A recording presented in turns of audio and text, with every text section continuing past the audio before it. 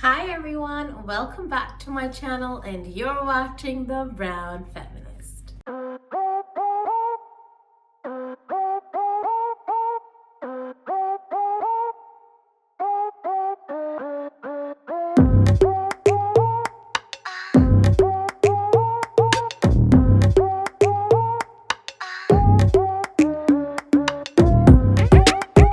Now, in this new series, I will be bringing to you different kind of career pathways within health, STEM, and research. Now, in this very first episode, I want to talk to you guys about the position of an imaging technologist or technician. Now, let's first understand what that means and what kind of places you can find a job in this career path, what typical pays are, and what's the overall pros and cons.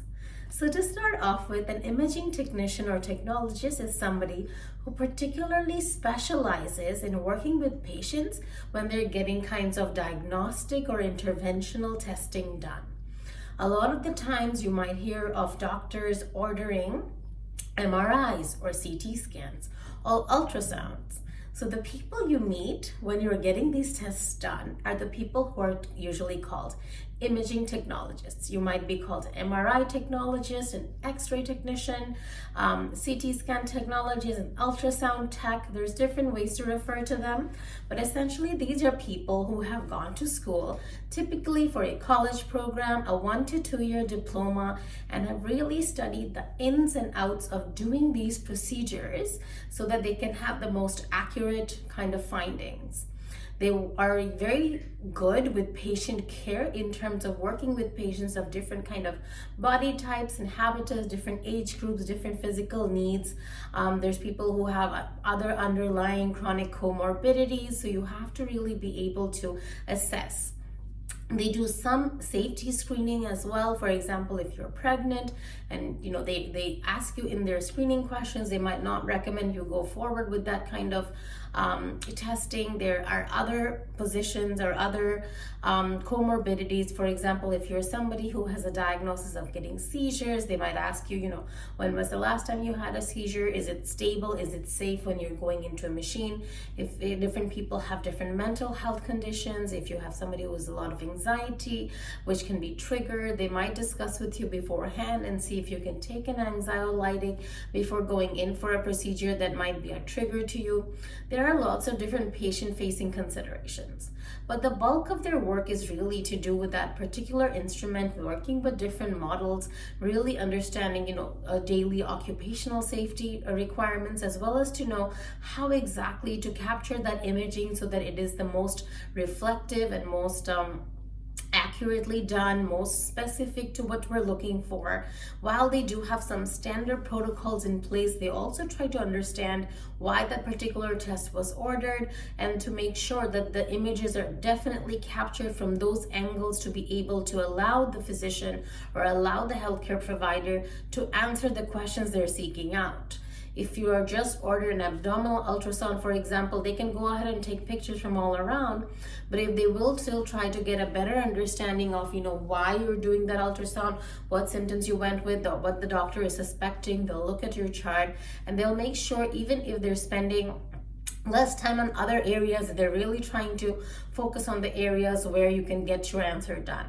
These technologies can help support so many different conditions, including if you're doing for female patients, they can not diagnose but assist in the diagnostic procedure for endometriosis, different cysts, pregnancies, abdominal issues. There can be stones, there can be cancers, there can be so much going on, really, appendicitis. All of these diagnoses cannot be made with good imaging, and you cannot have good imaging without good imaging technologists. The technologist salaries can vary since it is a smaller investment starting off your career, so you are doing less school compared to many other kind of health science professions. You usually do 1 to 2 years. It's really good if you do go in with a basic life science bachelor's beforehand. That's something I personally recommend, but I do believe that's not always a requirement. So if you do go in with that and you have your 1 or 2 year technologist program done, that's it. You can basically go ahead and start. You don't necessarily have to be licensed. You don't necessarily have to do any additional additional schooling. People usually don't do a master's degree after this. They might have done that before, and maybe they were studying something else and then moved into it. It's a very technical program, and yes, the growth limitations are a little bit there in the career path. You can eventually become like a manager of a team of technologists, and you can go more into things like project management or clinic management or things like that. You can eventually branch off and become a consultant for different companies who are developing these instruments. You can work with clinical trial teams who utilize these. But the most common job though is usually hands-on with the patients, doing your 9 to 5 job with scheduled imaging diagnostic tests. The salary can really range from anywhere between, say, $50,000 to $60,000, $70,000 a year. There are like more entry-level positions though that you have to work in for a few years, which ranges more around $40,000, $50,000 a year. It's not a huge pay, but considering how quickly you can get into this career path, I have seen even a lot of IMGs who maybe move to Canada, move to the US later in life. They enjoy medicine, they enjoy the science, they enjoy the patient care, but they're not interested in going back and redoing residency, redoing all the exams. So one of the paths I have seen IMGs take as well as people who are maybe coming in from a very highly specialized life science degree and they're not finding work in that, this is an easier way, a shorter study period to quickly get earning. And yes, there are lots of jobs available in clinic settings, in hospital settings, in diagnostic imaging settings.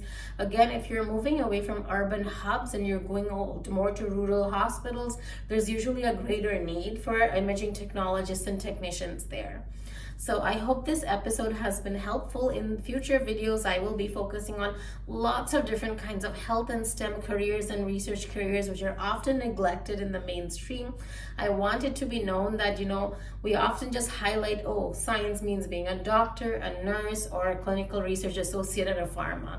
And that is absolutely not true. Every single role plays such a huge important place and a huge important role to make sure that patients get good quality treatment, proper diagnosis, proper diagnostic tests, proper physician, assessments, proper interventions, proper drugs.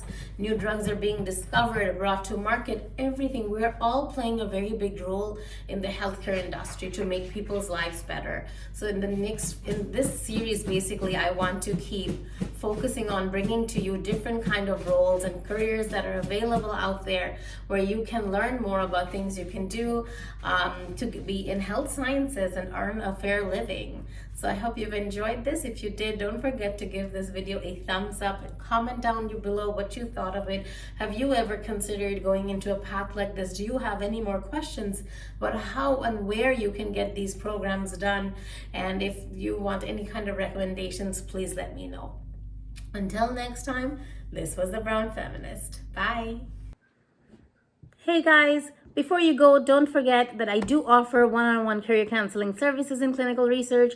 So if you do feel that beyond the videos and the emails where I answer all of your questions, you need a little bit more of hands-on support, you're not getting those interviews and you're not really sure why, or you just don't know how to handle certain questions because of you don't have all the experiences, but you know that you can do the job. If you need some additional help in resume building, cover letter design, interview prep, or just general career consultations, I do offer this service now live. Find out more by clicking the link below. I have a whole video where I explain what services I offer, and there's a form there if you would like to sign up. Until next time, this was the Brown Feminist. Bye!